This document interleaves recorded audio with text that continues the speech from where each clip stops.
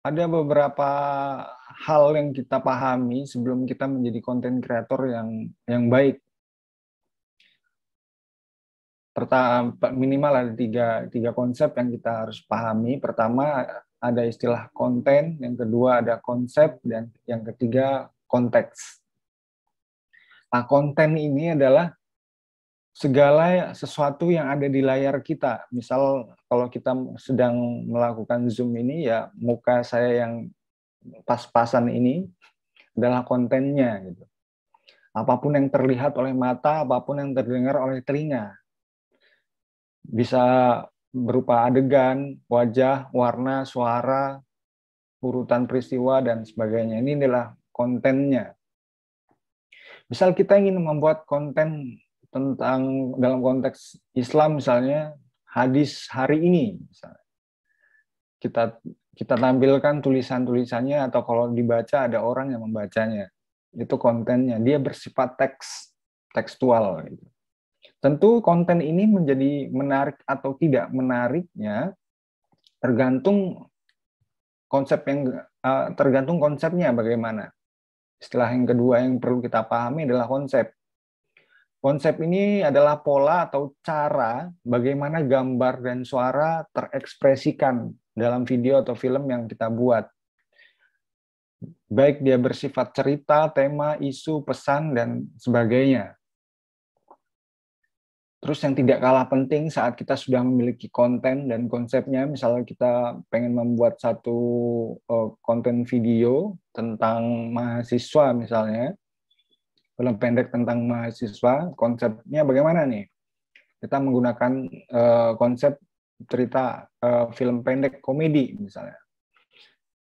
Sudah punya konten yang ingin disampaikan, teksnya bagaimana, sudah memiliki konsep bagaimana pesan ini di-delivery, disampaikan kepada audiens. Hal untuk mengikatnya adalah kita harus memiliki konteks yang tepat. Saat kita berbicara tentang mahasiswa, tentu pertanyaannya adalah mahasiswa yang seperti apa? Apa perbedaan mahasiswa, misalnya mahasiswa UIN Sunan Kalijaga dengan mahasiswa UGM dan mahasiswa ISI misalnya? Secara karakter, apa perbedaan konteks antara laki-laki dan perempuan? Karena secara simulasinya begini, kita sebagai mahasiswa, misalnya saya sebagai Fedi Santoso ini memiliki konteks ruang dan waktu yang berbeda-beda. Saya sebagai anak akan berbeda saat saya sebagai teman. Gitu. Ini memiliki konteks yang berbeda. Begitu juga halnya dengan konten atau video atau film yang kita buat. Bagaimana keterkaitan film yang kita buat dengan hal-hal di luarnya. Bisa film-film yang sejenis, tren, sejarah, genre yang kita pilih, menjadi konteks atau perekat bagaimana konten yang kita buat dapat memiliki konsep yang juga yang bagus dan dibungkus dengan konteks yang tepat gitu. Dan ini menjadi embrio bagaimana saat kita menonton sesuatu yang kita tonton juga bisa bermanfaat bagi kita sebagai penonton. Ini akan saya bahas lebih dalam bagaimana kita memahami yang pertama adalah konten. Konten karena apa yang kita lihat dan kita dengar, dia bersifat konkret, indrawi, bisa ditangkap mata dan telinga. Karena kita menggunakan medium digital, ya. Misalnya medium YouTube lah. Dia bersifat konkret. Ini adalah teks yang kita tonton, yang akan kita maknai. Beberapa aspek dalam konten ini adalah plot, tangkapan kamera, dan intensitas gambar yang kita gunakan. Yang pertama adalah plot atau alur cerita. Kalau dalam cerpen atau novel, kita mengenal ada plot maju, ada plot mundur, plot maju mundur, dan sebagainya. Hal yang berbeda dalam plot film walaupun kita bisa menggunakan alur maju mundur, film itu bersifat moving picture atau bergerak maju.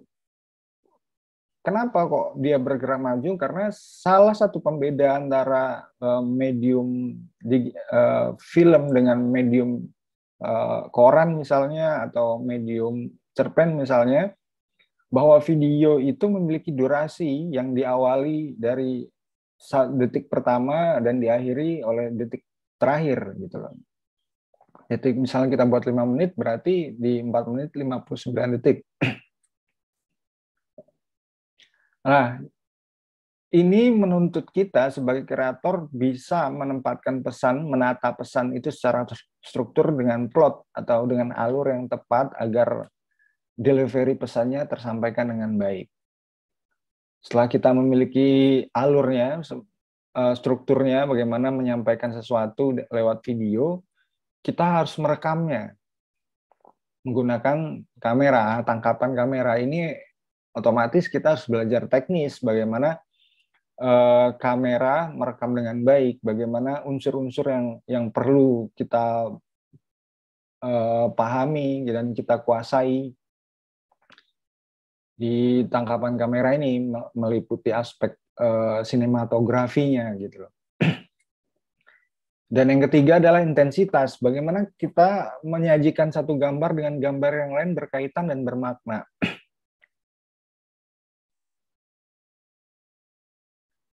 Hal yang berbeda saat kita membuat atau belajar membuat konten, memang apa ya, ilmu ini ibarat ilmu yang tidak cuma bisa kita dengarkan, kita butuh berbasis project gitu loh. Semakin kita sering membuat, semakin kita akan memahami apa yang bisa kita perbaiki, kita evaluasi, kita perbaiki terus gitu. Setelah kita memahami konten tadi, yang kedua adalah konsep, sifatnya abstrak. Jadi kalau konten tadi konkret, nah, konsep ini abstrak, ada di kepala kita, wujudnya berupa ide dan gagasan. Kita memiliki plot, beberapa di antara alat untuk menyampaikan konsep ini, kita harus memiliki story atau cerita. Bagaimana kita mengembangkan ide tentang misalnya tentang mahasiswa, tentang pendidikan, ide ini kita sampaikan, kita delivery, kita wujudkan menjadi sebuah karya misalnya. Ini membutuhkan beberapa kemampuan, memang kemampuan yaitu mengembangkan ide. Salah satu ilmunya adalah teknik bagaimana kita bercerita atau storytelling. Makanya kalau dalam konten kreator, istilah yang lain adalah dia adalah sebagai visual storytelling, pencerita menggunakan audiovisual. Setelah memiliki cerita, beberapa elemen yang dibutuhkan dalam konsep adalah tema, topik, dan isu.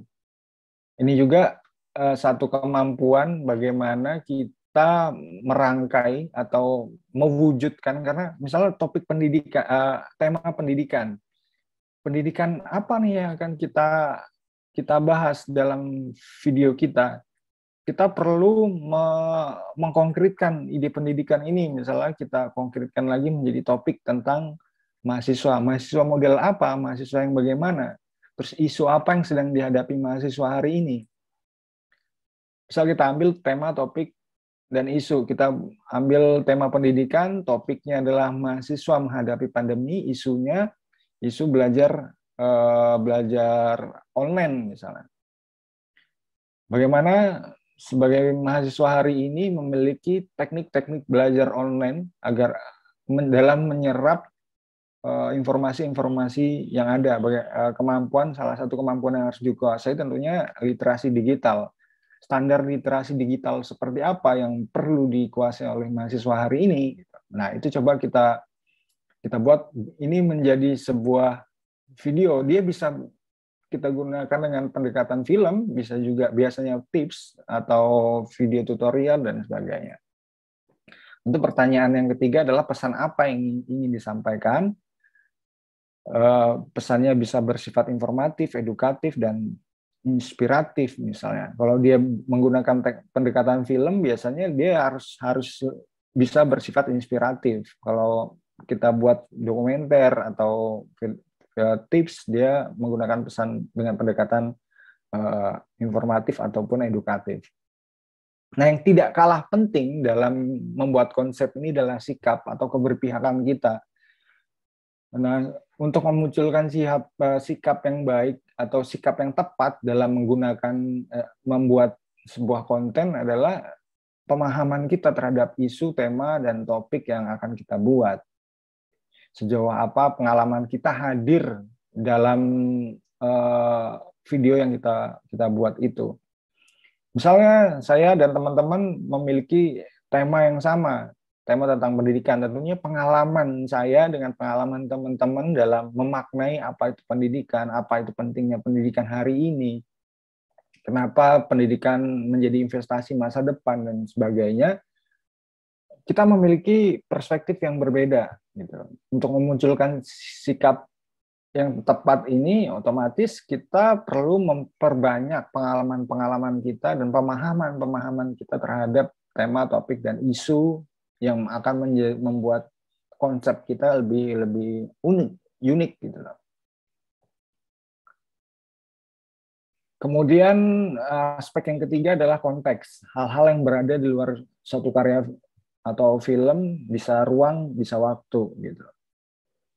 Nah, kontekstualnya tadi itu tadi mahasiswa hari ini teman-teman atau mungkin hari detik ini jam ini teman-teman berada menjadi peserta webinar, tapi detik yang berikutnya, menit yang berikutnya saat teman-teman keluar dari ruangan atau beranjak dari bangkunya bisa berada di kos-kosan ataupun di rumah. Saat di kos-kosan ini teman-teman jadi anak kos. Saat teman-teman di rumah bisa menjalankan peran sebagai anak, bisa juga sebagai suami, istri, kakak, adik, dan lain-lain. Jadi dengan pergantian waktu yang sangat cepat dan cuma ruang duduk dan berdiri saja, kita memiliki konteks peran yang berbeda. Nah, kalau dalam membuat film juga keterkaitan isu, tema, genre yang tepat menjadi kemampuan juga yang perlu kita kuasai. Bagaimana membuat film dengan genre tertentu. Misalnya kita ambil genre romantis. Romantis ini aja ada romantic komedi, tragic komedi, dan lain-lain. Action, nah masih banyak yang lain lagi. Ini perlu banyak referensi dan banyak pengalaman kita membuat genre-genre itu. Kemudian keterkaitan pembuat dengan video yang kita buat gitu, dengan medium yang kita buat, keterkaitan ini menjadi sikap. Kenapa kita harus membuat ini sih? Apa pentingnya? Apa tujuan kita membuat konten ini? Kemudian ketertarikan materi-materi yang kita sajikan bagaimana? Apakah dibutuhkan oleh audiens, menginspirasi audiens, dan lain-lain. Kemudian elemen yang keempat adalah budaya atau politik setempat. Ya, Indonesia memiliki budaya belajar yang berbeda dengan Finlandia. Apa sih perbedaannya gitu? Pelajar Indonesia dengan Finlandia atau pelajar Amerika. Bagaimana cara kita atau budaya digital di Indonesia memiliki perbedaan yang signifikan dengan budaya digital di Jerman misalnya.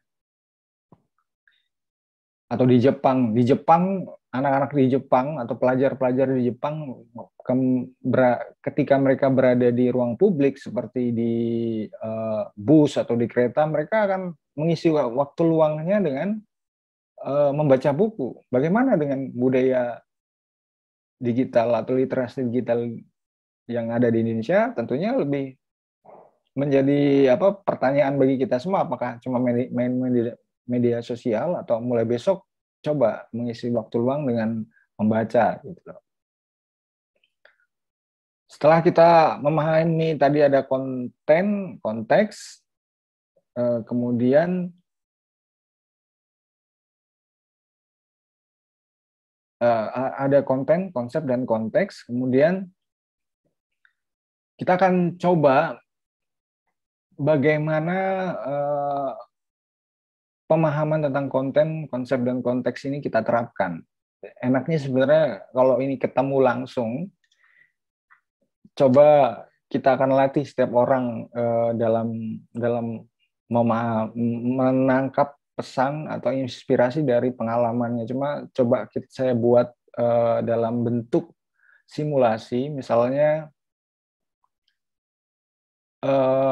dari foto. Di sini ada foto ikan yang saya beri judul defensif.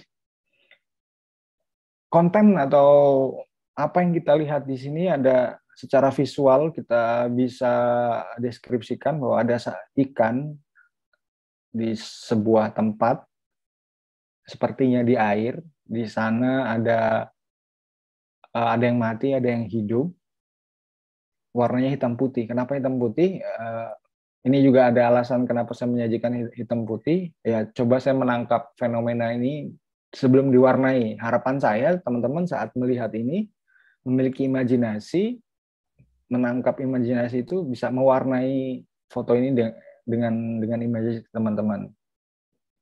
Kontennya itu, yang kita lihat adalah ada sekumpulan ikan, ada yang hidup dan ada yang mati. Di sana ada tulisan defensif. Nah, pemaknaan teman-teman dalam melihat foto ini akan bermacam-macam gitu loh. Apa sih defensif, bertahan? Mana yang bertahan gitu? Kenapa kita harus bertahan hidup? Apa sih tujuan kita menjalani hidup ini? Terus kenapa ada lalat-lalatnya di ikan ini gitu? Kalau backstory atau cerita di balik foto ini, kenapa foto ini saya ambil? Saat itu saya sedang merasa gundah gitu, dalam under pressure, dalam satu tekanan, dan saat melihat ada satu ikan dalam ember yang ini akan saya dimasak teman saya melihat ada satu tekad yang terus dilakukan oleh satu ikan ini yang ada di tengah. Dan ini sangat inspiratif menurut saya sebagai fenomena atau fenomena yang saya hadapi saat itu, konten yang saya hadapi gitu loh. Tercetuslah konsep dalam pikiran saya bagaimana ikan yang dalam perspektif saya lihat ya akan mati juga, tapi dia tetap bertahan hidup. Dan sampai kapan? Ya sampai ajal menjemput gitu. Selama hidup ya kita harus terus berusaha. Nah, di situ akhirnya konten yang saya lihat itu saya ambil pakai kamera HP ini ngambilnya, saya foto. Nah, dalam memframing gambar ini kenapa saya ambil saya ambil di atas dalam konteks pengalaman hidup saya menjadi motivasi saya untuk bertahan, akhirnya film atau foto ini jadi gitu loh. Perbedaan mendasar antara film atau video dengan foto adalah kalau foto gambar diam, dia bersifat sporadis, gambarnya kita tatap langsung dan pesan itu random, kita bisa urut. Misalnya melihat foto ini seperti kita melihat fenomena, kita bisa urut dari manapun, dari kanan ke kiri, kiri ke kanan. Nah, perbedaan mendasar antara foto dan video adalah video ada startnya, awalnya, ada framing yang kita bangun karena dia bersifat moving picture tadi atau gambar bergerak. Ini gambar diam satu frame saja memiliki bahasa tertentu. Kalau dalam konteks film, perbedaan mendasar antara bahasa film dengan bahasa manusia sehari-hari adalah bahasa film. Ukuran terkecilnya bisa kita ambil analogi, satu shot itu setara dengan satu kalimat gitu. Kalau ini saya coba deskripsikan dalam satu kalimat adalah seekor ikan, misalnya seekor ikan yang sedang bertahan hidup meskipun ajal sudah berada di depan mata misalnya. Di foto ini konsepnya adalah konsep bertahan. Konteksnya adalah bagaimana kita memaknai kehidupan. Ya bertahan untuk apa sih? Ya karena kita tidak misalnya saya memiliki pemahaman bahwa rezeki, jodoh, dan kematian adalah sebagai takdir yang kontrolnya di luar kita, akhirnya apa yang harus kita lakukan adalah terus berusaha misalnya. Dan ini kalau dibuat sebuah cerita, misal kalau teman-teman pernah menonton film tentang ikan, ada film kartun tentang ikan, itu ikan juga ternyata bisa dibuat sebuah film yang menarik gitu. Ini contoh satu fenomena, dan saya yakin bahwa saat kita bangun sampai tidur lagi, itu banyak fenomena-fenomena yang kita capture dengan mata dan telinga kita. Cuma pertanyaannya, apakah capturean pengalaman kita itu bisa kita wujudkan menjadi sebuah karya? Beranjak ke, kalau tadi ikan mungkin masih jauh dari pengalaman kita. Yang kedua, foto yang kedua ini adalah saya ambil di Jakarta, saya beri judul Dilarang Simpati. Sebenarnya akan lebih efektif kalau teman-teman yang menjawab atau coba mendeskripsikan foto ini dan membuat satu cerita yang sederhana dari foto yang kita lihat. Karena memang ini apa ya, kemampuan kita merangkai konten, membuat konten, selain pemahaman bagaimana membuat konten yang baik, juga perlu jam terbang istilahnya. Dan perlu latihan. Dan latihan pertama yang perlu sering dilakukan oleh seorang konten kreator adalah mengcapture pengalaman-pengalamannya menjadi sebuah ide, menjadi sebuah konsep. Akhirnya ditulis menjadi naskah dan dieksekusi menjadi sebuah video atau film. Di foto ini konten yang kita bisa lihat adalah ada, misalnya di sini ada bapak-bapak nampaknya sedang tertidur, di sini ada anak kayaknya sekembar, dan di sini yang kecil ada ibu-ibu. Saya ambil ini di depan Museum Fathahillah Jakarta. Dan ini di depan cermin, di depan cermin ini, di depan mereka banyak aktivitas orang-orang. Dan ini ada tulisan dilarang duduk dan membuang sampah di area ini. Salah satu trigger kenapa saya mengambil foto ini adalah ini kan di depan kayak semacam swalayan. Di depan bagaimana kekejaman apa ya sosial kita saat berada di ruang publik. Saat apa si kaya dan si miskin kontrasnya sangat-sangat nampak gitu. Dan saya membayangkan saat itu bagaimana kalau saya menjadi salah satu anggota keluarga dari mereka. Gitu. Akhirnya saya, wah ini sangat menjadi trigger dan saya foto. Dan fenomena ini bisa teman-teman tangkap atau konten foto ini bisa teman-teman tangkap menjadi inspirasi bagaimana kita membuat satu konten video. Misalnya, ini kan ada satu keluarga. Misalnya kita menggunakan pendekatan film action gitu, atau film thriller.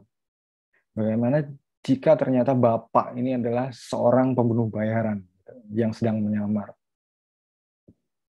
Tentu sudah kita punya bayangan, oh kenapa dia melakukan menjadi karakter yang seperti itu. Bisa juga dengan pendekatan komedi misalnya.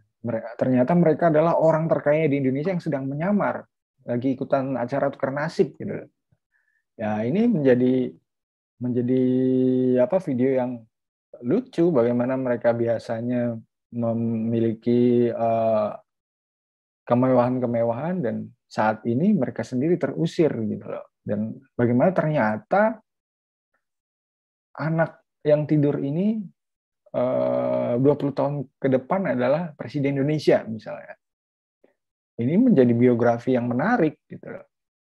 Dan ini perlu apa sensitivitas, kepekaan kita dalam mengcapture atau merekam, memindahkan apa yang kita lihat dan kita dengar menjadi sebuah ide, kemudian kita buat menjadi sebuah konten atau video yang berkualitas itu tadi. Jadi kemampuan menangkap, meramu konten, menyusunnya dengan konsep kita, dan akhirnya mengelemnya atau mengikatnya dengan konteks yang tepat menjadi kemampuan yang perlu kita latih setiap hari.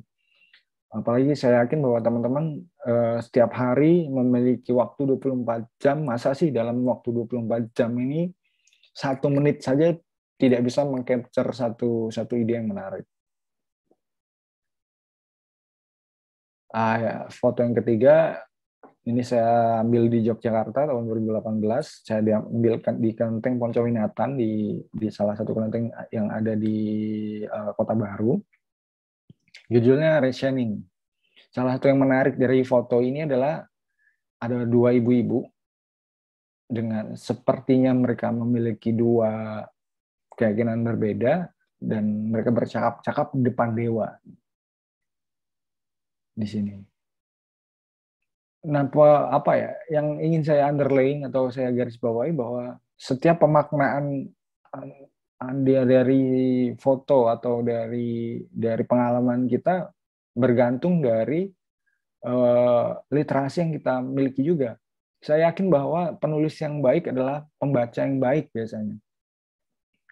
Begitu halnya dengan kreator yang baik adalah penonton atau penonton, audiens yang memiliki sensitivitas tertentu. Misalnya di foto ini aja gitu, kita bisa banyak memiliki imajinasi apa sih yang mereka bicarakan di depan dewa ini. Nah, dewa ini juga foto atau gambar ini jika teman-teman memiliki pengetahuan atau pemaknaan ini dewa apa sih sebenarnya? Apakah dia kan kalau dalam konteks Konghucu misalnya atau di kelenteng itu ada banyak dewa. Ada dewa rezeki, dewa, kalau konteks kita misalnya ada malaikat ini malaikat pencabut nyawa atau malaikat penyampai rezeki gitu. Bagaimana jika percakapan 2 wanita ini membicarakan hal tentang misalnya bisnis, dan ternyata disaksikan oleh dewa di sini adalah dewa rezeki dan sebagainya gitu. Jadi tergantung bagaimana kita berimajinasi di sini, terus kita rangkai menjadi sebuah cerita. Untuk teman-teman yang bisa mengenali dewa ini akan memiliki imajinasi yang lebih baik dari yang tidak mengenali gitu. Di sini ada jilbab, pengetahuan atau bagaimana kita mengenali jilbab sebagai budaya atau sebagai ajaran juga akan memiliki pemaknaan berbeda. Ada 2 wanita ini, bagaimana kita menghargai kesetaraan gender, bagaimana pandangan kita terhadap gender juga akan mempengaruhi bagaimana kita merangkai cerita yang tepat. Nah, salah satu poin penting di sini adalah kalau kita ingin menjadi seorang kreator dan membuat konten yang berkualitas, itu tadi simulasi kita adalah bagaimana mengcapture salah satu pengalaman kita menjadi sebuah konten yang memiliki konsep dan konteks yang tepat. Ini saya bahasakan sebagai artistic identity atau pengalaman-pengalaman keputusan-keputusan yang kita ambil dalam setiap menit di hidup kita menjadi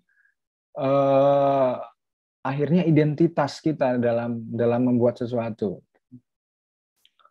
Hal yang pertama yang perlu kita pahami bahwa seorang visual storyteller atau pembuat konten yang baik adalah memiliki tujuan utama adalah meyakinkan audiens. Bagaimana audiens kita memiliki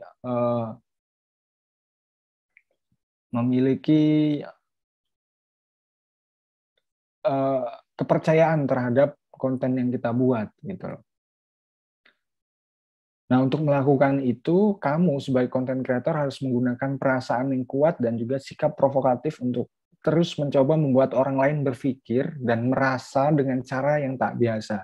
Nah, disinilah pentingnya sikap kita dalam merangkai konten yang akan kita buat. Hal pertama yang perlu kita lakukan adalah terus menjadi diri sendiri, being yourself gitu.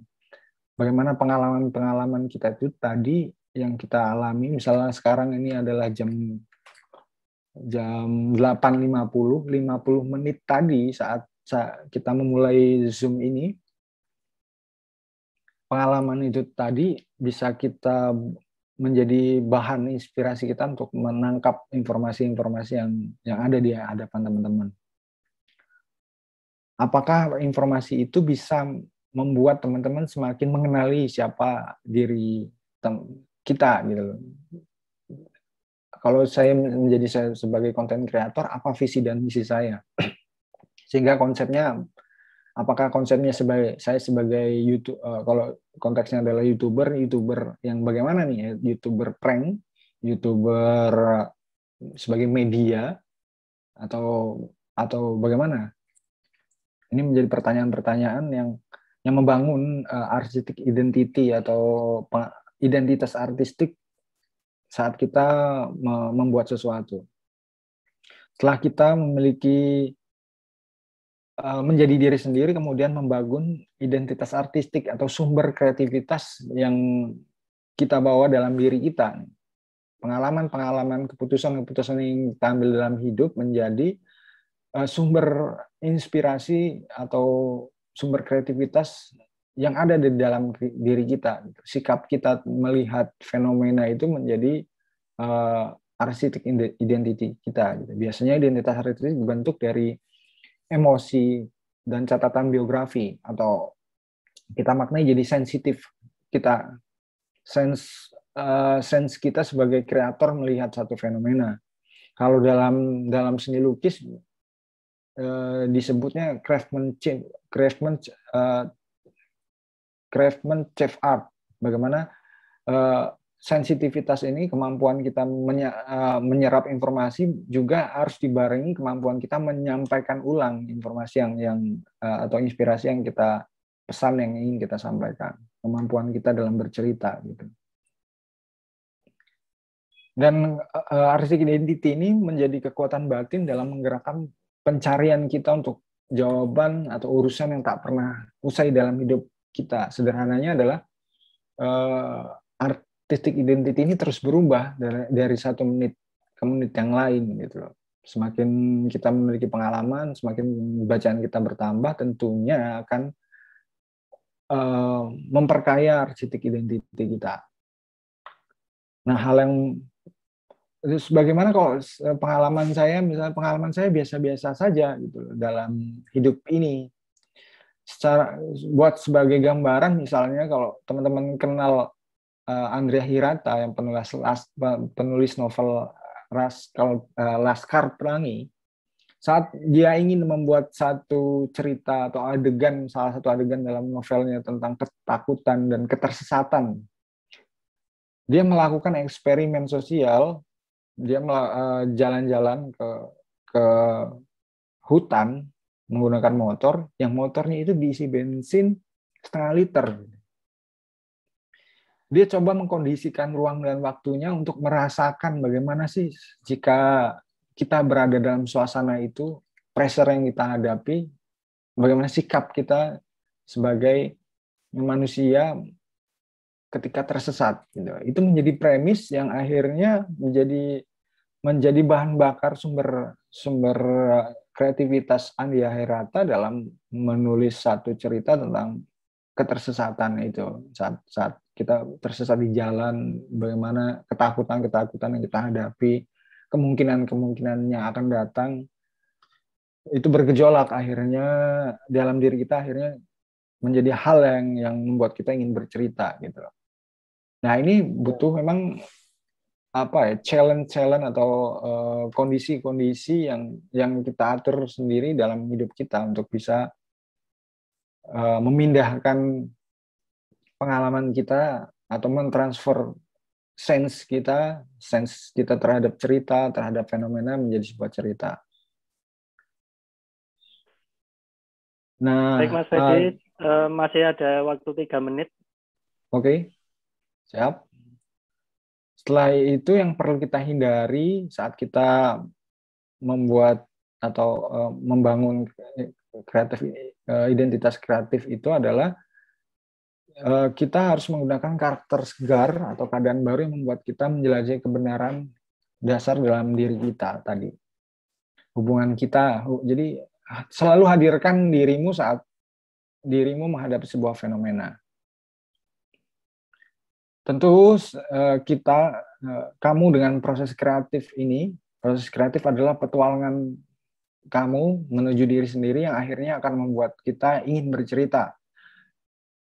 Hal yang pertama adalah bergulatlah dengan tema-tema yang bervariasi agar kamu dapat menemukan satu tema yang mendalam sehingga membuat kita sebagai kreator timbul atau expert dalam satu tema itu, dan tema itu menjadi bahan bakar kita dalam bercerita. Hal yang kedua, cobalah berkolaborasi dengan orang lain, karena berkolaborasi di era digital ini menjadi salah satu cara sosial sekaligus cara mendapatkan energi yang luar biasa untuk meng-create sesuatu. Saya sering melakukan kolaborasi ini dengan beberapa teman-teman dari KPI mungkin, dan teman-teman yang baru saya kenal bahkan. Mungkin satu saat teman-teman yang menjadi peserta ini juga bisa berkolaborasi dengan saya gitu, untuk mendapatkan energi baru. Saya suka berkenalan dengan orang baru karena saya percaya bahwa setiap orang memiliki energinya dalam membuat sesuatu gitu. Sebagai contoh di sini pertunjukan teater itu pernah menjadi media kolaboratif yang selama ratusan tahun memerlukan kolektif creativity gitu. Kolaborasi kreatif untuk membangun satu set teater dan sinema atau film juga ternyata memiliki arti penting karena dia dibuat secara kolektif, melibatkan banyak kru di sana. Misal satu video saja, selain ada sutradara, kita membutuhkan penulis naskah, membutuhkan editor, membutuhkan aktor, dan bagaimana ide-ide yang sudah kita bangun dalam skenario itu kita transformasikan ke elemen-elemen kolektif yang ada dalam mewujudkan sebuah film atau konten. Terakhir, saya pengen mengutip quote dari Abbas Kiarostami, adalah salah satu pembuat film favorit saya. Dia mengatakan bahwa good cinema is we can believe and bad cinema is what we can believe. Video atau konten yang baik adalah sinema yang kita yakin. Jadi untuk meyakinkan audiens, kita pertanyaannya yakin tidak dengan konten yang kita buat. Untuk membuat kita yakin, pertama kita harus memiliki tujuan yang tepat nih. Kenapa sih saya membuat video ini? Apakah tujuannya sebagai media pembelajaran? Apakah tujuannya untuk sumber inspirasi dan lain-lain? Dan film yang jelek saat kita saja tidak yakin membuatnya, ini bisa bagus nggak ya? Ini ada budgetnya atau tidak ya, dan lain-lain gitu. Teknis budget itu juga sebenarnya ada dalam manajemen produksi yang ada pengetahuannya, cara kita mendapatkan dana untuk membuat konten yang berkualitas itu. Tentunya lahir dari pertama adalah ide yang unik juga, ide yang berkualitas dan ide yang bermanfaat untuk orang lain. Mungkin itu dulu dari saya. Jika ada hal-hal atau ingin berkolaborasi dengan saya, bisa kontak dari WA, bisa juga lewat media sosial. Mungkin itu dulu. Semoga bisa menjadi pemantik diskusi kita di pagi hari ini. Saya kembalikan ke moderator. Baik, terima kasih Mas Freddy Santoso, luar biasa materinya. Menjadi ilmu baru bagi kita semua. Mas Freddy, untuk mengawali diskusi kita hari ini, pertanyaannya adalah dulu cara Mas Freddy untuk memulai menjadi konten kreator bagaimana? Apakah langsung alatnya secanggih sekarang atau bagaimana bisa di-sharingkan kepada kita, Mas? Ya, salah satu momok atau alasan ya, pembenar alasan kemalasan kita membuat sesuatu adalah biasanya alat. Dan ini yang coba saya hindari. Jadi tidak perlu dengan menunggu memiliki kamera yang bagus untuk membuat satu konten yang berkualitas gitu. Apakah bikin konten yang berkualitas perlu kamera yang mahal? Menurut saya tidak, karena kamera ini adalah alat yang kita pergunakan untuk menyampaikan ide kita. Yang menjadi pertanyaan adalah ide kita ini apa gitu. Cerita yang kita buat apakah menarik atau tidak. Penonton itu lebih memaafkan gambar yang apa adanya, tapi ceritanya bagus daripada gambarnya bagus, tapi nggak ada ceritanya. Gitu. Hal ini sering terjadi di media sosial, di mana ada banyak foto yang menarik, yang wah bagus, misalnya pemandangan, tapi itu tidak ada feel-nya, tidak ada apa ya. Setiap orang adalah fotografer hari ini, dan tapi tidak semua dia adalah sebagai kreator atau konten kreator foto yang memiliki sensitivitas dalam mengambil foto gitu. Setiap orang adalah konten kreator hari ini, tapi tidak semua bisa membuat konten yang bermanfaat bagi audiensnya. Jadi alat kamera ini adalah alat, tidak perlu menunggu punya kamera yang bagus dulu. Dengan gadget yang kita miliki hari ini, apalagi kemampuan gadget yang ada hari ini sudah mendukung untuk membuat film gitu dengan kemampuan HD dan lain-lain. Waktu saya pertama belajar dulu, dia harus pakai mini DV yang kita harus beli, kemampuan rekamnya juga terbatas. Sekarang gitu dengan SD card bisa dihapus. Cuma memang perbedaannya adalah saat kemudahan medium alat-alat yang kita gunakan ini membuat kita semakin manja biasanya. Misal satu adegan, kalau dulu satu adegan itu latihan dulu nih semua aspek. Jadi satu take benar-benar siap gitu. Tapi hari ini kan nggak membuat film, diulang satu adegan bisa berjam-jam dan tidak jadi gara-gara kurang latihan gitu. Sama halnya dengan perbedaan kamera.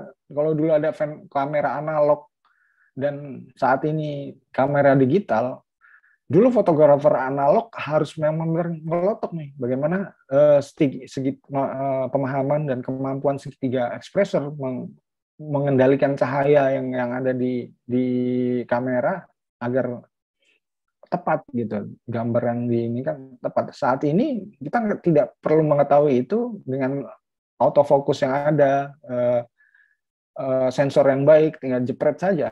Cuma ya itu, kita jepret banyak, tapi ternyata hasilnya yang bagus.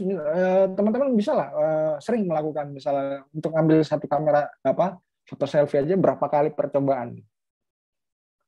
Padahal kalau dari biar awal kelihatan gendut gitu ya, Mas. Iya. Padahal kalau di awal sudah kita tentukan tujuannya apa nih? Saya mau pamer atau menginspirasi nih. Bahkan kadang-kadang tujuannya menginspirasi aja menyakiti orang lain, karena ya tetap aja sepertinya cuma kita yang bahagia dan orang sedih gitu loh. Nah di situ. Jadi kalau menurut saya hal pertama asah ide dan kemampuan sensitivitas kita menangkap ide ini gitu. Karena itu menjadi starting awal dalam membuat suatu konten yang berkualitas. Ya, baik Mas Fedi, keren. Mas Fedi, selain mahasiswa yang hadir di sini juga ada dosen, beberapa dosen, kemudian juga ada Bapak Ibu guru ini sebagai tamu luar biasa, Ibu dari MTS Negeri 4 Bantul dari kemarin aktif mengikuti. Kemudian Pak Baduri juga, Pak Bangurjo. Mungkin ada yang disampaikan Bapak Ibu? Ini sekolah sedang daring, mungkin membuat konten lebih mudah atau lebih susah? Nah ini menjadi tantangan setahun pandemi ini ya. Saya sendiri melihat dan merasakan fenomena pandemi ini bagi pendidikan, formula pendidikan daring kita kan masih acak-acakan, masih kebingungan gitu. Saya membayangkan bagaimana jika saya adalah salah satu siswa MTS atau SMA hari ini dalam belajar. Salah satu tuntutan pendidik hari ini memang membuat media pendidikan, media salah satunya adalah video. Kalau ada di ruang guru itu berbasis video saat ini, bagaimana pelajaran mata pelajaran di MTS dan SMA itu juga dibuat secara virtual gitu loh, dibuat seri. Kalau ada buku paket, sekarang ada video paket nih. Ini menjadi tantangan sebenarnya. Bagaimana video paket pembelajaran dan anak MTS atau SMA hari ini cukup memahami dari nonton video 1 dan dia harus urut gitu. Urut nonton video bab 1, bab 2, bab 3. Ini memang perlu apa ya, membuat konsep yang tepat juga untuk membuat video pembelajaran daring agar apa ya, kualitas daring. Jadi kualitas belajar online dengan kualitas belajar tatap muka memiliki standar yang sama. Ini ya salah satu PR Kemendikbud dan lembaga pendidikan ini dalam membuat konsep media pembelajaran yang tepat hari ini gitu. Karena salah satu tantangannya di mata pelajaran itu yang saya pahami belum di kurikulum atau KTSP kita hari ini kompetensinya belum jelas nih. Karena biasanya semuanya diceramahkan, ternyata mata pelajaran itu ada yang berbasis proyek, ada yang memang berbasis hanya pengetahuan, ada yang berbasis kemampuan menulis dan lain-lain. Nah, ini memang apa ya, salah satu kegagapan atau kebingungan pengajar hari ini itu gitu, menyajikan mata pelajaran video dengan basis meta pelajaran dengan pendekatan yang tepat gitu. Apakah dia berbasis project? Kalau berbasis project, dia kan ada soft skill dengan hard skill. Nah, di video yang akan kita buat atau media pembelajaran yang kita buat apa nih yang berbasis hard skill atau soft skill? Kalau ada prakteknya kan dia harus dipraktekkan kan. Misalnya kalau mata pelajaran fisika,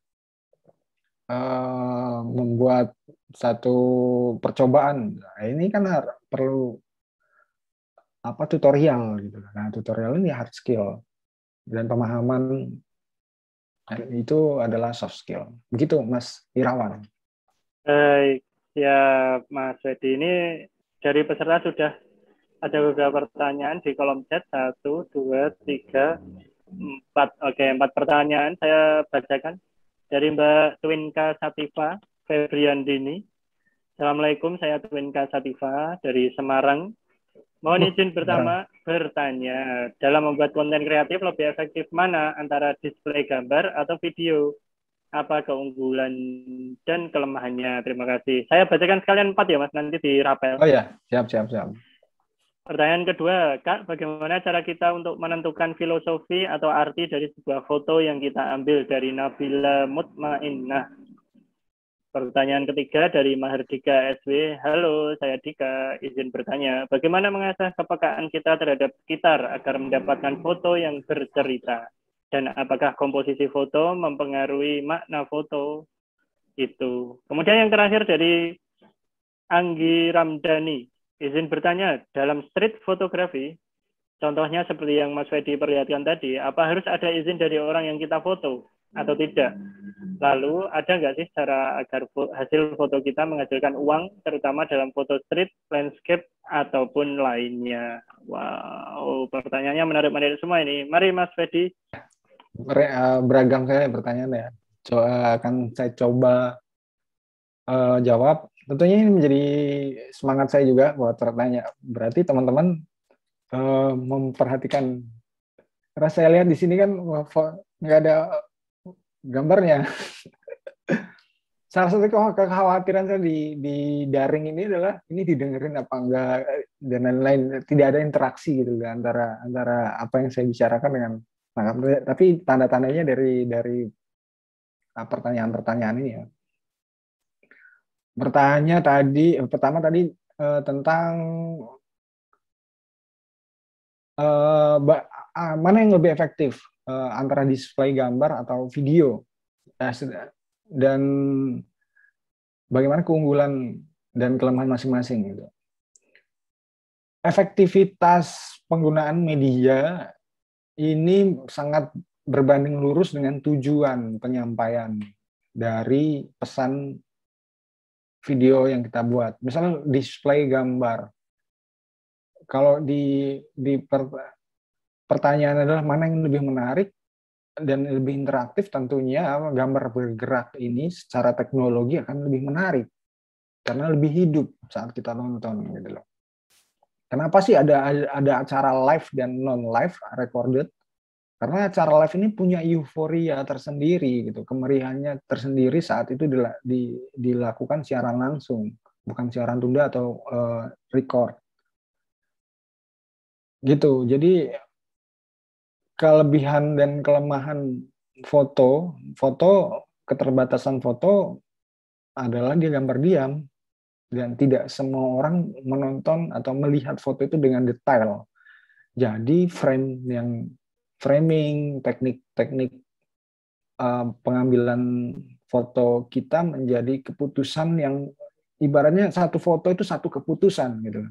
Dan bagaimana satu keputusan dalam hidup kita bisa menginspirasi orang lain. Nah, ini kita perlu memahami teknik hard skill ya, teknik menggambar, melukis cahaya. Kita apa itu diafragma, apa itu lensa dan lain-lain. Lensa yang tepat kita gunakan. Yang kedua apa tentunya niat kita ngambil foto itu apa. Begitupun dengan video. Salah satu keunggulan video adalah dia gambar bergerak, dia menjadi lebih hidup, lebih hal yang kita tonton lebih akan interaktif gitu. Perbedaan mendasarnya. Tapi keduanya selain memiliki kelebihan dan kelemahan dan tentunya memiliki fungsi yang berbeda gitu loh. Foto, pameran foto, kita melihat foto akan misalnya Instagram deh. Fenomena yang kita hadapi di Instagram, euforia atau fungsi media Instagram dengan media YouTube misalnya, mereka punya basis fungsi yang berbeda gitu. Kalau meskipun di Instagram ini memiliki opsi bisa memutar video, cuma interaksi yang dibangun di media ini adalah foto gitu. Berbeda dengan YouTube, memang kalau YouTube cuma nampilin foto slide itu menjadi orang saja tidak percaya gitu, kredibilitasnya yang akan berkurang gitu. Jadi selain kelebihan atau keunggulan dan kelemahan masing-masing media ini juga fungsinya berbeda gitu. Jadi pahamilah fungsinya dengan tepat. Begitu pula dengan medium atau platform yang kita pilih gitu. Setiap media sosial, misalnya tadi Instagram dan foto, kalau kita Instagram dan YouTube, Instagram lebih menjadi referensi untuk foto dan atau secara fungsinya lebih pendekatannya foto, dan YouTube pendekatannya video. Jadi konten-konten dampaknya pada kredibilitas si pembuat ini. Jadi konten kreator ini hari ini ya kayak ibaratnya sebagai media. Kalau kita pengen memiliki prestis yang tepat atau dipercaya sebagai media yang kredibel, ya kita harus perlu membuktikannya pada audiens kita, meyakinkan audiens kita. Ya, pendekatan atau ujung tombaknya adalah penyajian pesan konten ini, makanya konten kreator namanya, kontennya. Kamu sebagai konten kreator atau kalau di Instagram kan lebih ke influencer ya, gambar-gambar atau konten-konten yang menginspirasi atau tidak, mempengaruhi atau tidak. Terus semoga ini bisa kita diskusi lebih lanjut, semoga memuaskan. Kemudian dari pertanyaan kedua, bagaimana cara kita menentukan filosofi atau arti sebuah foto yang kita ambil? Ini tentu berawal dari niat ya. Apa niat kita mengambil salah satu momen dari 24 jam di hidup kita dan kita rekam. Ibaratnya artinya itu kan atau filosofi, arti, makna saat foto itu sudah kita post, sudah ditonton audiens, itu hak prerogatifnya sudah tidak lagi di saya, tapi di sebagai konten kreator, tapi sebagai di penonton atau audiens. Dia boleh memaknai macam-macam dan beda-beda. Cuma keterikatan batin seorang kreator dengan penontonnya adalah niat gitu loh. Sejauh apa niat kita wujudkan itu tadi. Ya ibaratnya kayak syahadat kita lah. Dilakukan apa kita yakini dengan hati dan kita buktikan dengan perbuatan gitu.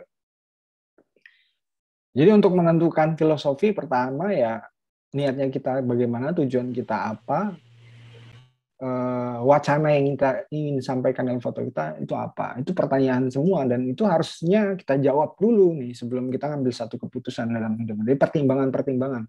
Jadi analoginya kayak kita ngambil satu keputusan dalam hidup kita ya banyak pertimbangan kan. Salah satu pertimbangannya ya tujuannya apa sih gitu loh.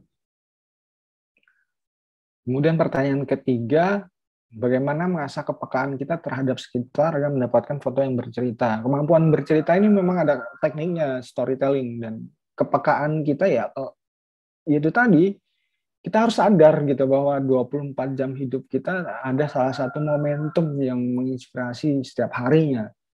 Dan kalau dulu, salah satu budaya dulu itu ada clipping istilahnya. Teman-teman mengalami nggak ya? Jadi media-media sosial kalau ada tulisan baik, bagus, atau ini di clipping, karena clipping ini menjadi perekat memori kita gitu. Salah satu latihan kita mengasah sense kepekaan kita karena kita punya referensi nih.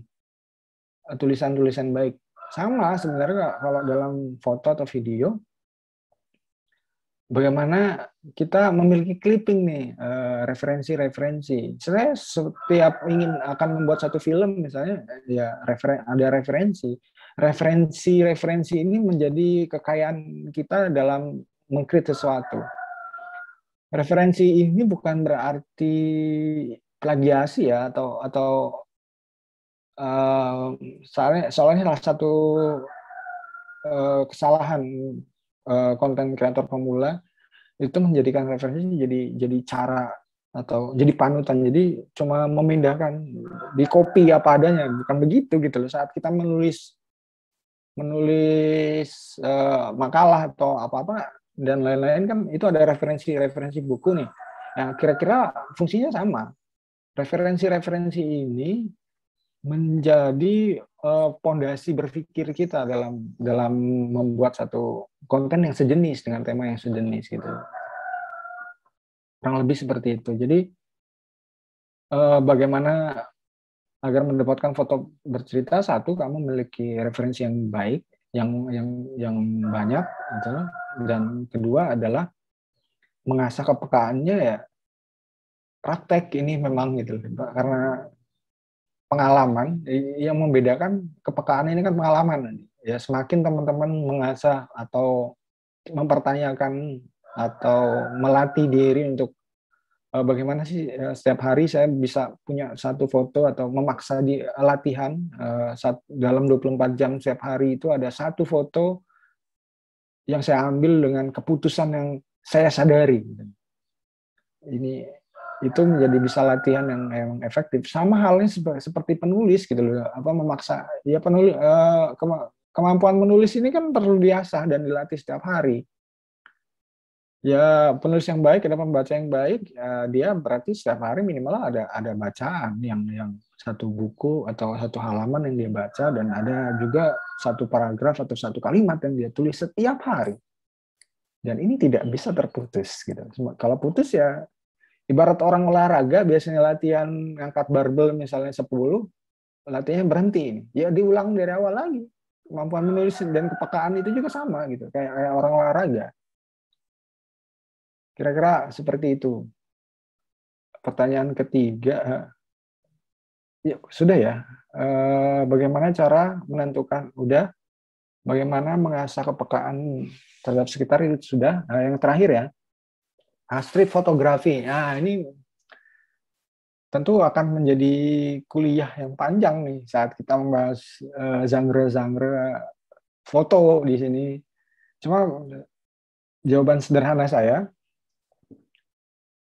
apakah kan perbedaan street fotografi dengan fotografi jurnalistik misalnya. Di fotografi jurnalistik tentu harus dapat izin dari objek foto kita. Atau tujuannya adalah komersial, ya harus ada izinnya.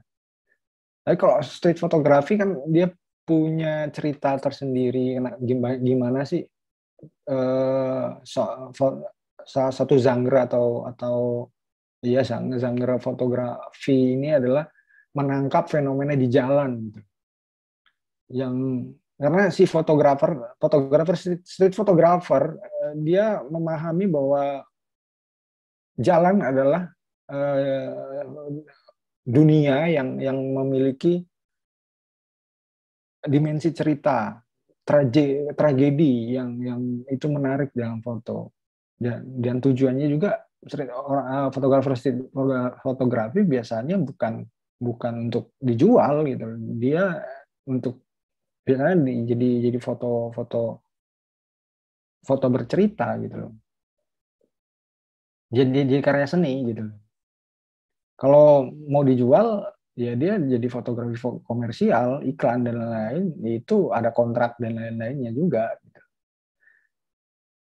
Ada nggak sih cara menghasilkan foto, menghasilkan uang? Ya itu tadi, kalau mau bikin foto yang untuk dijual, ya kamu harus berada tidak di street fotografi, tapi di konsep fotografi. Bisa di komersial fotografi, bisa. Jadi apa ya? Kalau ada film itu adalah fiksi dan non fiksi, berarti kalau mau kamu jual, kamu berada di ranah fotografi fiksi ini gitu, foto yang konsep gitu, foto konsep yang ya foto iklan lah, dia jenis foto komersial. Kalau jurnalistik ya, walaupun digaji ya, fotografer jurnalistik juga dia menghasilkan uang juga, cuma tujuannya tidak menjual foto gitu loh, tapi mengabarkan gitu. Jadi untuk foto street dia punya mazhabnya tersendiri lah sederhananya. Nah, ada landscape juga dia punya mazhabnya sendiri gitu loh. Fotografer wedding akan beda sense-nya dengan fotografer jurnalistik gitu, fotografer jurnalistik, wartawan foto. Begitu halnya dengan foto-foto yang lain. Kurang lebih seperti itu. Ya, terima kasih Mas Fedi, luar biasa jawabannya. Oke, saya beri kesempatan untuk penanya melakukan feedback, mungkin Mas Anggi, Mbak Mahardika, Mbak Nabila, Mbak Twinka, mungkin ada tanggapan atau pertanyaan tambahan. Monggo, open mic saja. Ya, bisa ngobrol sama Mas Fedi. Sudah terpuaskan? Oke, kita buka termin selanjutnya untuk penanya. Monggo yang ingin bertanya, silahkan open mic atau di kolom chat seperti itu. Saya cek ombak dulu ya. Mbak Dian Nur Azizah, ini masih ada di forum ini? Mbak Dian Nur Azizah, mungkin bisa bersuara. Oke, siap. Gimana Mbak materinya? Suka foto-foto selfie nggak? Alhamdulillah suka, Pak. Fotonya jelek atau bagus kalau pas di Instagram? Kalau menurut diri sendiri pasti bagus, tapi nggak tahu pandangan orang, Pak. Oke. Ada pertanyaan, Mbak Dian? Nggak ada, Pak. Kayaknya tadi udah diwakili sama teman-teman, udah dijawab. Oke, siap. Mbak Vina Munafisatul, siapa sih? Vina Munafisatul Ulia. Artinya apa ya ini? Munafisatul Ulia. Masih di forum ini, Mbak Muna?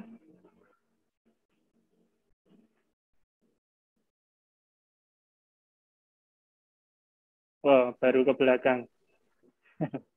Mbak Tazkia Nidaul Karimah. Apakah masih ada di forum ini? Ya. Gimana Mbak?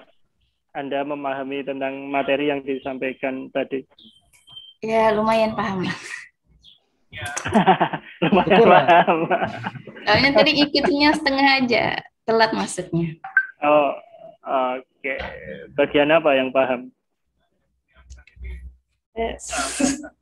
Susah dijelasin. Susah ya. Tapi bisa praktek ya nanti ya. Karena setelah Insya Allah, ini insya Allah. praktek. Oke. Setelah kaum Adam sekarang setelah kaum Hawa sekarang kaum Adam. M. Alvan Fanan masih berada di forum?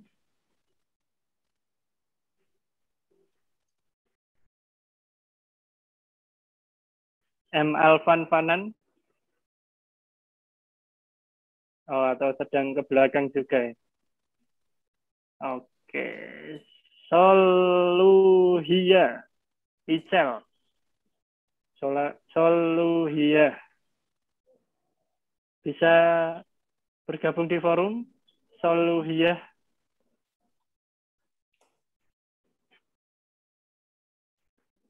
Ini bahasa Ibrani. Wah, saya ingin memastikan forum ini tidak dihuni oleh robot ya. Jadi saya ajak komunikasi. Atau ada yang lain yang ingin bertanya atau memberi masukan atau usul atau curhat soal konten yang baik? Halo, Nggih? oke. Masih boleh bertanya, Mas? Boleh, Mbak Fatra. Silahkan. Ya, saya Fatra Wahirofi dari mahasiswi jurusan KPI Min Sunan Kalijaga. Izin bertanya nih, untuk zaman sekarang, apalagi setelah berkembangnya zaman ya, terus banyaknya juga muncul konten-konten kreator sekarang di mana-mana. Menurut saya sekarang tuh agak sulit untuk menemukan keorisinalitas gitu. Kira-kira ada nggak sih tips untuk menemukan keorisinalitas tersebut gitu, dalam menciptakan sebuah konten yang ibaratnya bisa menjadi sesuatu yang baru, segar, tapi juga menarik untuk masyarakat gitu. Terima kasih. Langsung Mas Edi. Ya, terima kasih Mbak Fatra. Pertanyaan yang sangat interesting. Hari ini banyak konten kreator, bahkan bukan cuma banyak, tapi kesempatan juga terbuka lebar. Setiap orang bisa jadi konten kreator. Pertanyaannya, apakah saat kita ingin menjadi konten kreator, bagaimana cara kita mendapatkan orisinalitas atau keunikan setiap orang? Kalau Ki Hajar Dewantara punya konsep Niteni Niroke Nambai sebagai salah satu proses inovasi. Jadi apa yang kita tonton, referensi yang kita tonton,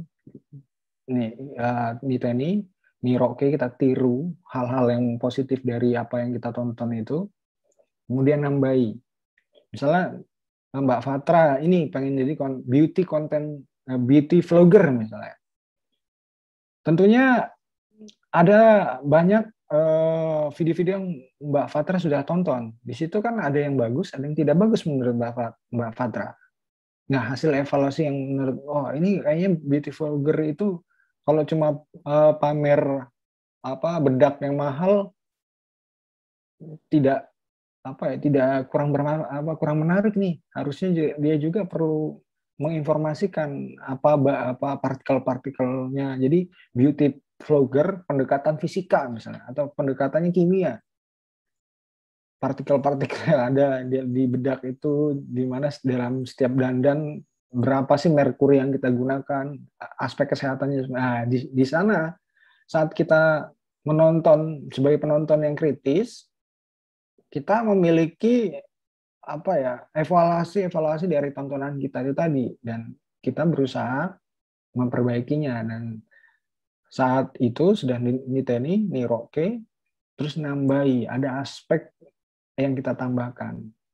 Kalau prinsipnya di konten kreator di era digital sekarang sedikit lebih beda, lebih baik daripada sedikit lebih baik. Jadi kalau kita atau Mbak Fatra ingin menjadi misalnya beauty vlogger, apa perbedaan Mbak Fatra dengan konten atau beauty vlogger yang lain? Misalnya. Unsur pembedanya bisa adalah diri kita sendiri sebenarnya, pengalaman, karena setiap orang punya pengalaman berbeda-beda. Cuma bagaimana pengalaman ini kita ekstrak ke dalam value pengalaman ini ke dalam video yang kita buat gitu, konten-konten yang kita buat. Tentunya tadi misalnya jadi beauty vlogger, kenapa sih harus menjadi beauty vlogger? Terus bagaimana manajemen keuangannya misalnya? Kenapa sih brand itu harus masuk dan brand itu menjadi salah satu bahan bakar dalam membuat satu video tadi? Dan lain sebagainya. Misalnya banyak sekarang orang ingin jadi influencer atau content creator karena duitnya aja. Karena sepertinya pekerjaan yang gampang, duitnya banyak. Daripada jadi petani, nyangkul, jadi influencer, cuma posting satu foto, berapa juta, dan lain-lain. Ya itu sebenarnya proses yang cukup panjang untuk menjadi content creator atau influencer yang tepat gitu. Yang saat kamu ingin sebagai penyampai atau pencerita yang baik gitu. Jadi itu menemukan originalitas itu salah satu tipsnya, gunakan pendekatan Ki Hajar Dewantara. Niteni 3N ya, niteni, niroke, nambahi. Cuma hari ini tidak di era digital, bahkan hari ini sudah bukan 4.0 lagi, tapi 5.0. Tantangan kita tidak lagi tentang niteni, niroke, dan nambahi sebagai proses inovasi, karena ya itu tadi salah satu yang kita harus sadari, bahwa kita salah satu memiliki KTP yang macam-macam nih. KTP Indonesia, yang kedua KTP media sosial, KTP Maya, dan yang ketiga adalah KTP global, cara berpikir. Jadi mindset kita harus berkembang di sini. Kalau beauty vlogger tadi kita melihat beauty vlogger aja cuma dalam mindset bagaimana mendapatkan iklan saja, akan berbeda dengan mindset orang yang kalau kira-kira video saya ditonton, misalnya saya sebagai orang Asia, di video beauty vlogger saya ditonton oleh orang Amerika tuh bagaimana ya gitu, atau bagaimana mendapatkan viewer dari Amerika, dari Afrika misalnya, dari Jepang dan lain-lain. Tentunya bahasa dan pendekatan visualnya juga menjadi penting. Jadi kalau menurut saya, untuk pembelajaran kita bisa menggunakan pendekatan 3N tadi, niteni, niroke, nambahi, tapi di era 5.0 ini kita perlu memiliki satu critical thinking, yang kedua creative thinking, dan yang ketiga adalah grow mindset. Mindsetnya harus terus bertumbuh gitu. Ya, salah satu ini ya kesadaran kita bahwa hari ini kita tidak hanya sebagai warga negara Indonesia, tapi kita juga warga negara digital. Itu juga kan istilahnya KTA atau warga penduduk maya di Instagram akan berbeda budayanya atau kebiasaan-kebiasaannya dengan YouTube gitu. Jadi ya pahamilah di YouTube itu media-media yang akan digunakan. Ya, di Instagram kan ada banyak orang yang memiliki motivasi yang beda-beda. Dan yang berhasil dalam konteks bisnis biasanya ya memang dia sudah meniatkan akunnya itu sebagai akun bisnis. Artis kan dapat banyak ini dari endorse. Dan dia sudah memang membuild atau membangun akunnya sebagai akun bisnis gitu. Dan itu ada pilihannya di Instagram juga. Kamu menjadi akun bisnis atau privat atau pribadi, itu sebetulnya yang perlu kita sadari dari awal saat kita membuat akun itu, termasuk misal menjadi YouTuber gitu. Jadi YouTuber yang gimana nih? Apakah kamu banyak kan konten-konten yang inspirasi, menarik, dan konten-konten yang besar tidak dengan subscribernya, tapi dengan iklannya gitu. Itu karena dari awal memang sudah didesain, dipersiapkan bagaimana dia mengevaluasi atau mengevaluasi dari referensi tontonan yang dia lihat gitu. Jadi tipsnya selain tadi ada 3N, niteni, nambahi, niroke dari perspektif Ki Hajar Dewantara. Di era 5.0 kita harus memiliki tipsnya adalah kita memiliki critical thinking, creative thinking, dan grow mindset. Yang ketiga yang paling mudah menurut saya adalah evaluasi referensi yang kita tonton gitu. Jadilah penonton yang kritis. Jadi tidak cuma menyerap informasi, tapi ya kamu pun boleh tidak setuju dengan konten-konten yang kita tonton. Baik, terima kasih Mas Fedi. Sama-sama. Apakah ada feedback dari penanya tadi? Mbak siapa tadi ya? Saya. Masih ada tambahan? Menurut saya sih menarik sih, apalagi lihat dari yang penjelasan Mas Fedi tadi ke apa namanya warga digital gitulah ya.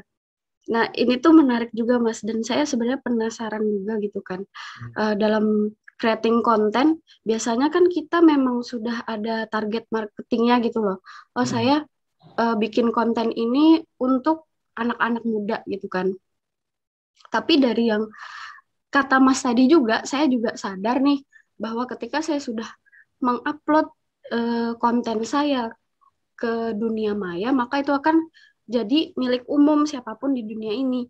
Jadi orang-orang yang di luar negeri pun bisa gitu kan untuk mengakses video saya.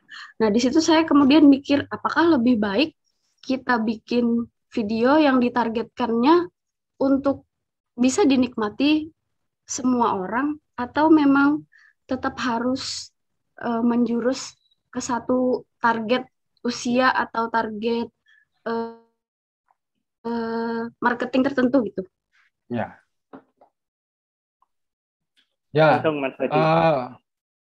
Segmentasi menjadi salah satu unsur. Kalau yang penting saat analoginya gini, kayak kita pakai busur nih. Segmentasi itu target fokus kita gitu. Kita mau membidik siapa, dan semakin fokusnya bidikannya tepat, maka kemungkinan sasaran tepat mengenai ketepatan sasarannya semakin tinggi.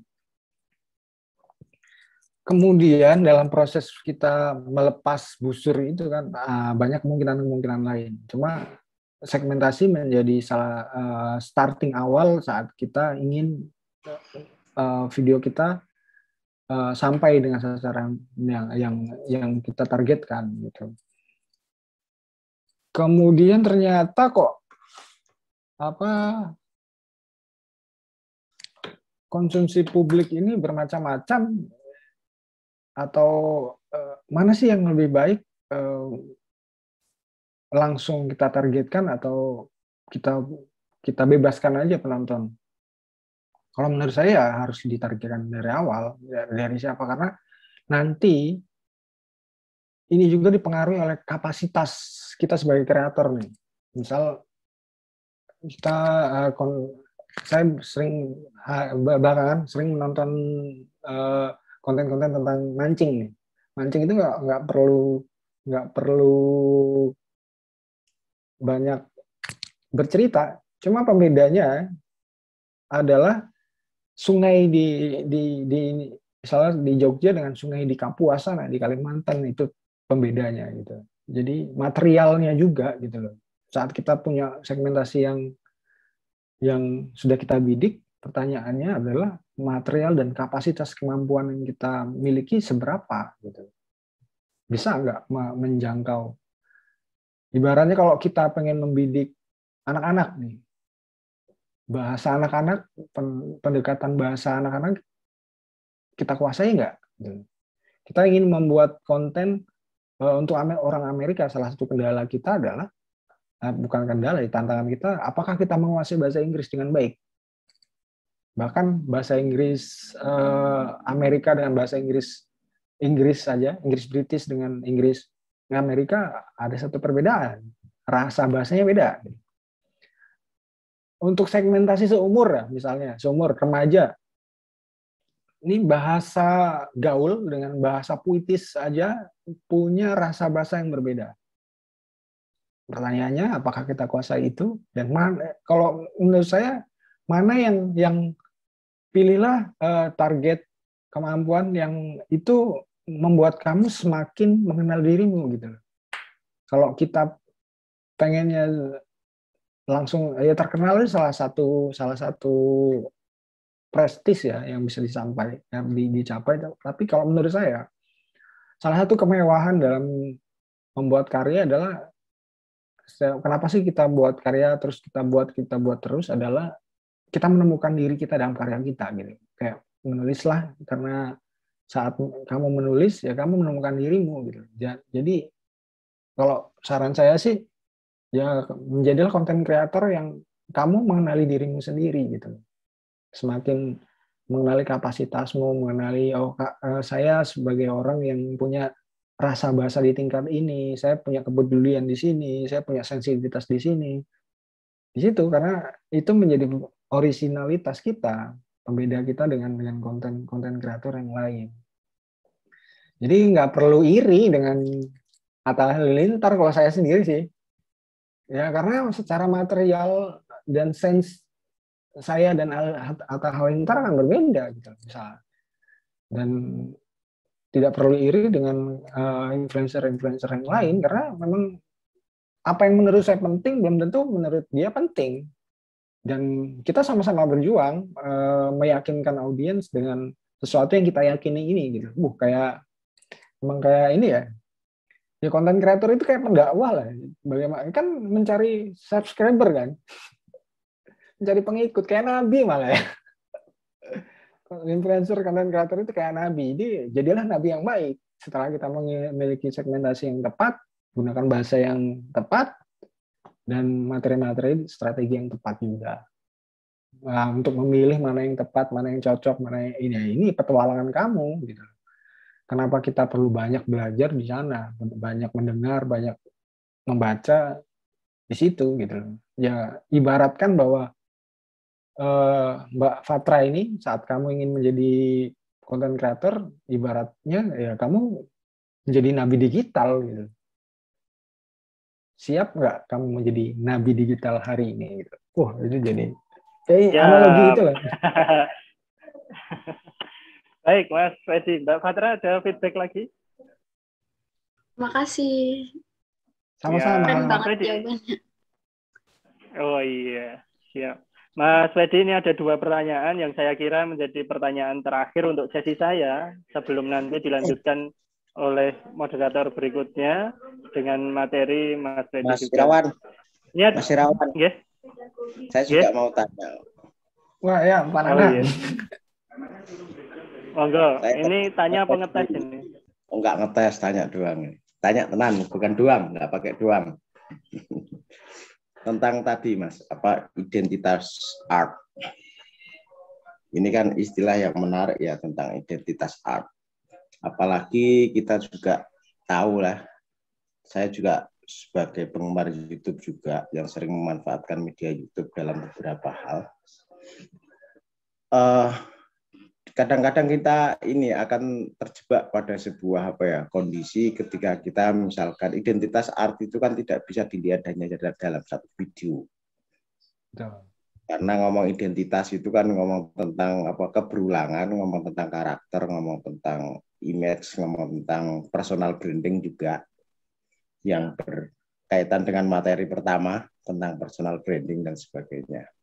Nah, ini mungkin para kreator-kreator ini juga akan dihadapkan pada sebuah situasi yang memang kadang-kadang ide itu habis. Sehingga Sehingga kadang-kadang untuk mempertahankan identitas art tersebut ada monetisasi atau monoton ya. Jadi audiens itu akan menemukan monoton. Misalkan saya nonton Atta Halilintar atau saya nonton Sultan Andara. Atau nonton yang lain. Ya, saya pikir konten-kontennya identitas artnya ya kayak gitu-gitu aja. Sehingga apa? Sehingga kadang-kadang ya udah bosen juga. Paling yang temanya itu saja, yang dibahas itu saja dengan identitasnya seperti itu saja gitu. Mungkin saya juga nggak tahu. Saya sering juga melakukan sebuah observasi terhadap YouTube juga. Identitas art yang dihubungkan dengan identitas kebangsaan juga saya sangat minim sekali menemukan konten-konten YouTube yang memang punya identitas kebangsaan. Saya sangat minim sekali. Seolah-olah mazhab mereka itu adalah mazhab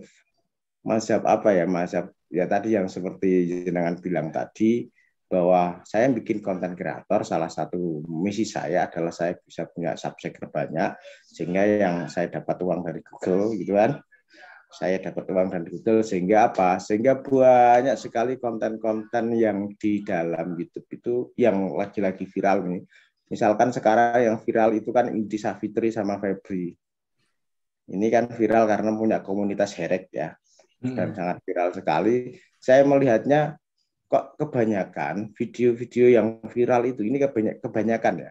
Kebanyakan video-video yang viral itu kok mazhabnya sama. Mereka selalu menghadirkan sebuah konten-konten yang menghibur, lucu, unik, berbeda dengan yang lain, terus habis itu tabu, terus anti mainstream. Kalau di dunia nyata itu dianggap sebagai sesuatu yang tidak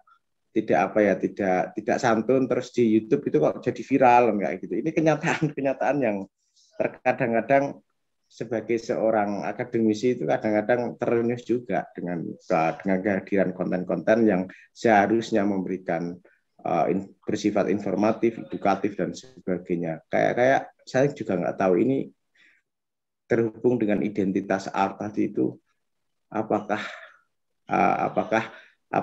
hiburan dan sebagainya itu adalah pelarian, atau misalkan konten-konten yang menghibur dengan identitas yang sama sih sebenarnya, cuma temanya saja yang berbeda, tapi banyak yang melihat. Apakah memang kondisinya masyarakat ini kita itu sedang sakit ya, sehingga mereka cari hiburan? Kurang lebih seperti itu, Pak Nanang.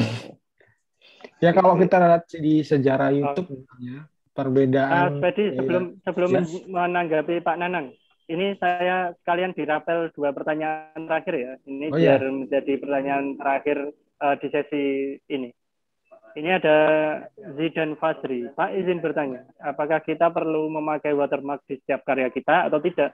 Karena banyak orang yang tidak bertanggung jawab mengambil karya orang tanpa izin terlebih dahulu. Terima kasih. Kemudian pertanyaan terakhir, Nani Rahmawati. Pak izin bertanya, gimana sih cara membuat konsep menarik podcast versi Kak Fendi dan langkah untuk action? Terima kasih. Jadi langkah pertamanya mungkin ini. Monggo Mas Fendi, 2 pertanyaan dan 1 tanggapan untuk Pak Nanang untuk mengakhiri sesi ini. Sekaligus closing statement nggih, Mas. Oh ya, siap. Siap, makasih. Ya, sebenarnya kalau saya mah baru merasa ini baru diskusi awal kita ini, karena pertanyaannya berat-berat semua ini. Berdiskusi yang panjang gitu. Pertama tentang identitas artistik tadi ya. Kalau sebelum kita masuk ke identitas artistik, apakah budaya mempengaruhi kita? Secara psikologi kan ada 2 mazhab. Ada yang mengatakan bahwa lingkungan yang membentuk diri kita, ada juga memang setiap orang itu mempunyai karakter bawaan. Dan cara misi kita atau tugas kita adalah memperuncing identitas yang sudah ada di dalam diri kita. Nah, konteks YouTube di sini ada perbedaan budaya memang saat YouTube dulu dan YouTube yang sekarang. YouTube yang dulu tidak seperti YouTube sekarang. Karena YouTube dulu sebelum adanya AdSense, warga negara atau warga YouTube memang punya misi yang berbeda dan motivasi yang berbeda dengan YouTube setelah dia memiliki punya konsep AdSense. Sebelum ada AdSense di tahun 2012 dulu, itu orang menggunakan YouTube untuk menyuarakan hal-hal yang minoritas, ya, yang ini tidak mungkin muncul di media mainstream, bisa saya suarakan lewat media yang dulu namanya YouTube gitu. Terus warganya semakin banyak, akhirnya Google memiliki dalam konteks bisnis dunianya, globalnya, menjadi ini YouTube ini warganya udah banyak nih, Kan media sosial gitu. Kalau warganya udah banyak, berarti ini bisa kita bisniskan. Ya salah satu yang perlu kita sepakati bersama bahwa media sosial di sana emang konteksnya adalah bisnis, salah satu aspek utamanya gitu. Jadi agar kita tidak baper bahwa saat kita membangun media atau media konten di media sosial itu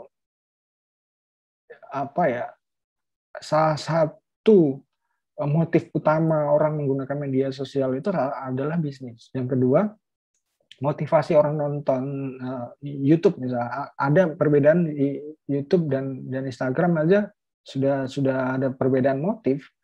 Karena kan untuk membangun identitas ini ada motif-motif juga, budaya-budaya yang secara ini mempengaruhi diri kita mendapatkan identitas dan juga memperuncing identitas bawaan kita. Makanya kalau misalnya di prakerja juga berbasis itu kayak YouTube juga, cuma dia punya legitimasi yang beda. Yang beda apa? Dia menjadi media pembelajaran. Maksudnya adalah orang yang punya motif belajar, tutorial dan lain-lain, ada platformnya yang namanya prakerja itu. Net TV, selain dia juga menggunakan YouTube sebagai media promosinya, dia juga mengembangkan namanya Mola TV, bukan Mola, Zulu. Ada juga Mola TV hari ini. Nah, itu memang algoritma YouTube setelah di AdSense memaksa kita untuk bahwa setiap satu channel itu satu varian gitu. Dan algoritma YouTube juga menggiring kita bahwa varian-varian yang banyak penontonnya, yang sedang dibicarakan orang karena algoritmanya adalah hashtag dan lain-lain, menjadi masif gitu.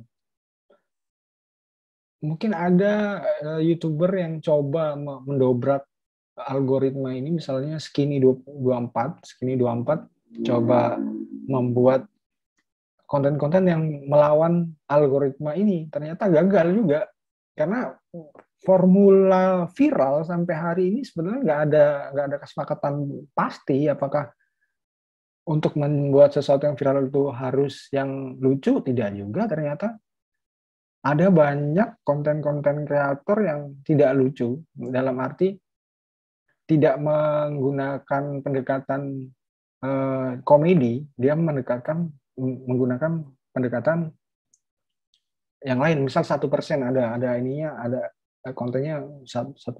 Dia cuma membahas fenomena dalam hidup, memaknai fenomena dalam hidup. Dan juga tidak juga jadi formula bahwa sesuatu yang kontroversi itu akan viral, nggak juga. Karena selain ada budaya viral ini, bahwa di era digital ini juga ada namanya konsep virtual. Orang berlomba-lomba selain menjadi viral sebenarnya menjadi virtual. Memindahkan dunia nyata ke dunia maya. Makanya ada penduduk dunia nyata dan penduduk dunia maya. Dan ini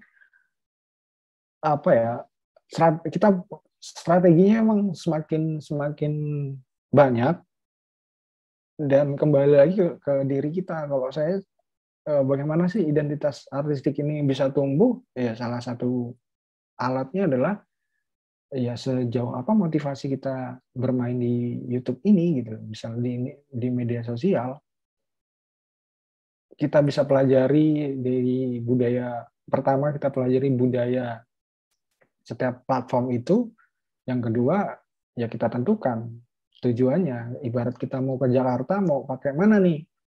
Mau naik motor, naik Grab, atau naik kereta, naik pesawat, itu banyak pilihan. Semakin banyak pilihan tentunya menjadi tanggung jawab dan biaya atau akomodasi yang kita perlukan untuk sampai ke tujuan kita menjadi salah satu pertimbangan. Gitu. Ke pertanyaan selanjutnya, apakah perlu watermark dalam setiap karya atau tidak? Ya ini perlu nggak perlu gitu. Kalau media dia akan menggunakan watermark karena yang di branding watermark ini berfungsi sebagai kredibel bahwa ini video yang diproduksi oleh media ini gitu. Cuma memang fenomena di media digital di lapangan bahwa ada istilah saya itu penambang digital gitu. Dia bukan konten kreator. Jadi searching kan setiap orang bisa bikin channel nih. Searching dia nggak perlu produksi. Cari channel-channel kecil yang videonya menarik, bikin ternak akun lah istilahnya. Dan ini terjadi nggak cuma di YouTube sebenarnya, di Twitter, di Facebook dan lain-lain. Emang salah satu ininya adalah banyak penambang ini yang tidak bertanggung jawab. Jadi memang harus kita sadari dari awal bahwa bagaimana channel kita waktu diambil orang justru membangun kredibilitas kita sebagai content creator. Makanya kalau di YouTube, di channel YouTube itu akan lebih ini kalau kita membangun dengan nama kita atau personal branding gitu. Karena saat misal video saya nih, muka saya ini dicuplik, diambil orang, diposting di akunnya dia atau di channelnya dia, semakin membuat saya menjadi terkenal, populer gitu. Ini kalau ini nggak perlu watermark karena wajah kita ini adalah watermarknya gitu.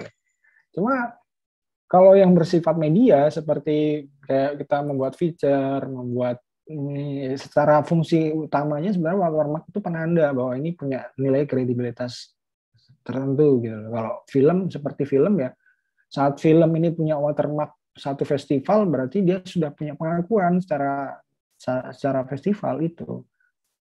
Bukan cuma fenomena yang lain di media digital kita hari ini, watermark itu jadi justru kayak penanda bahwa ini punya saya agar tidak diambil orang. Jadi kalau itu watermark seperti itu, ini di budaya foto sih, karena kan di foto ada kita saat kita ingin menjual foto di digital, saat kita pengen menampilkan previewnya saja, itu kita butuhkan watermark karena saat itu di-download dengan watermark berarti tidak utuh. Saat kita pengen memiliki utuh kita harus membayar. Jadi ada budaya-budaya yang beda karena setiap medium itu punya ciri khas masing-masing gitu. Watermark ini sebenarnya berasal dari foto. Saat ini diterapkan di video, misalkan di podcast, watermark atau countdown di podcast itu berfungsi untuk agar saat orang motong-motong itu bahwa ini ada tandanya. Dia kenapa motong-motong? Misal saat diskusi panjang nih, di kalimat pertama saya ambil, kalimat tengah-tengahnya saya ambil, terus saya jadikan satu karena ada countdown-nya. Ini jadi bukti tersendiri gitu loh, bahwa itu adalah potongan-potongan tidak bertanggung jawab. Kurang lebih seperti itu. Karena memang sisi lain dari foto dan video ini dalam konteks kriminalitas, dia adalah sebagai konteks hukum justice, dia adalah alat bukti gitu loh. Jadi selain dia berfungsi sebagai media penyampai pesan, dia juga sebagai alat bukti untuk yang takarannya cukup tinggi gitu loh dalam konteks justice, pemanfaatan yang lain. Jadi selain motivasi budaya, kalau menurut saya yang perlu kita pertimbangkan dan kita pahami adalah fungsionalitasnya media itu juga gitu. Termasuk watermark ini. Jadi perlu nggak perlunya ya tergantung channel apa yang mau kita bangun, yang Mas Zidan Fajri ini ingin bangun. Kalau yang dibangun adalah personal branding, menurut saya nggak perlu. Karena ya itu tadi, wajah kita adalah talent. Saat saya yang, misal saya bikin channel masak, saat saya yang masak dengan Chef Juna yang masak, itu punya prestis yang berbeda. Tapi kalau dari perspektif penambang digital, otomatis akan banyak milih yang lebih terkenal lah. Kalau muka saya tidak menjual, ya tidak, orang juga malas nge-repost kan. Kurang lebih seperti itu. Jadi gitu, Mas Zidan. Jadi watermark ini memang banyak motivasinya juga orang menggunakan watermark. Salah satu antisipasinya memang menghadapi penambangan digital. Menurut saya menghadapi penambangan digital itu nggak ada habisnya gitu loh. Justru yang perlu kita tekankan adalah apa tujuan kita membangun satu channel atau satu akun. Kenapa kita harus membuat akun ini besar? Kenapa kita harus menjadi nabi digital? Sederhananya seperti itu. Untuk mengganti istilah influencer atau YouTuber ya. Nabi digital. Nyari pengikut. Terus kemudian bagaimana sih cara membuat konsep yang menarik podcast dan langkah actionnya?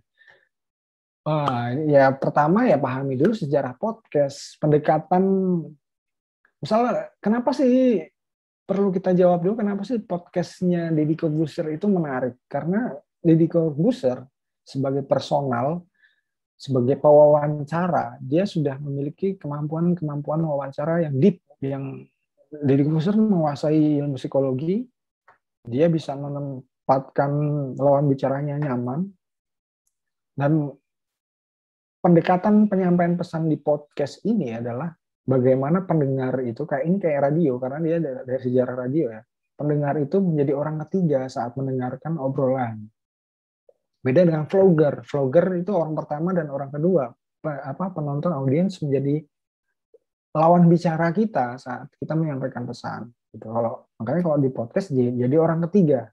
Audiens itu menjadi orang ketiga. Ini perspektif radio sebenarnya di podcast itu. Jadi kalau bagaimana cara konsep menarik membuat podcast, pertama buatlah channel podcast yang tema dan topiknya spesifik.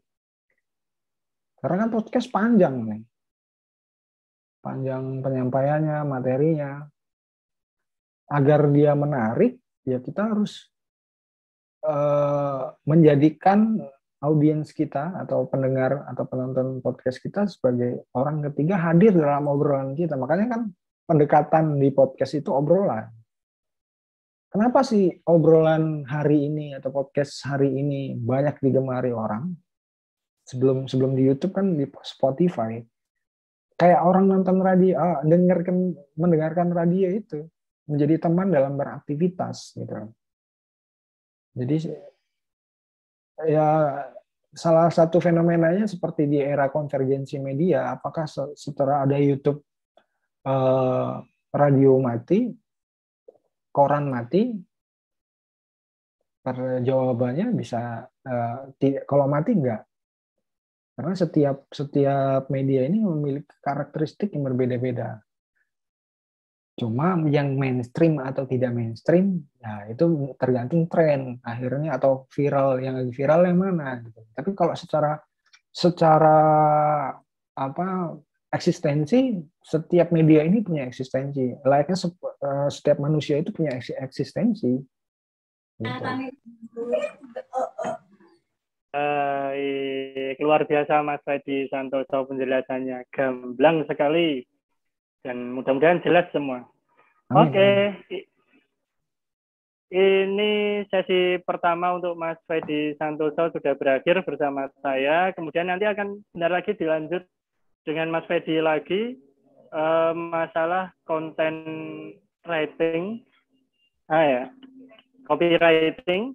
Nanti bersama Mas Fedy lagi bagaimana membuat copywriting yang efektif sehingga pengikut bisa mengikuti dengan baik.